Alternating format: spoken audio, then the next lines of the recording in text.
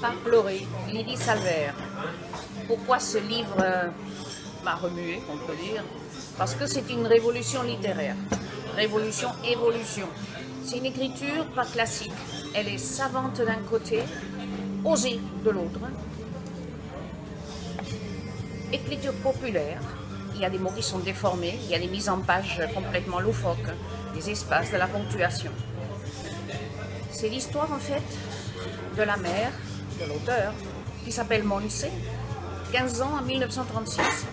Des souvenirs magnifiques, inoubliables, dans un contexte contrasté, guerre et affrontement. Plus tard, elle est très âgée, elle a tout oublié et elle n'a gardé que le bon souvenir. Et puis en parallèle, Bernanos. Georges Bernanos, écrivain français qui était enfant à l'époque en Espagne. Prise de conscience progressive, très dure et en direct, des atrocités des franquistes et du support de l'Église. Ça lui a fait très mal. Dans ce livre, on se sent presque dedans. L'histoire se dédouble. Il y a ressenti et réalité. Il y a un affrontement de deux mondes.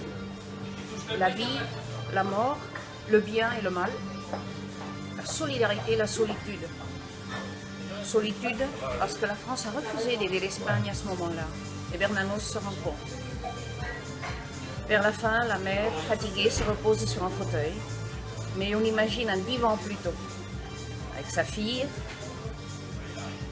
Et elle dit, c'est soudain un grand calme.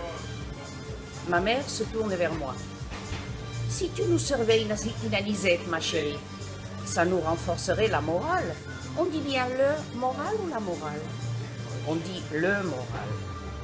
Une petite anisette, ma Lydia. Par les temps qui galopent, c'est une précaution qui n'est pas, si j'ose dire, surnuméraire.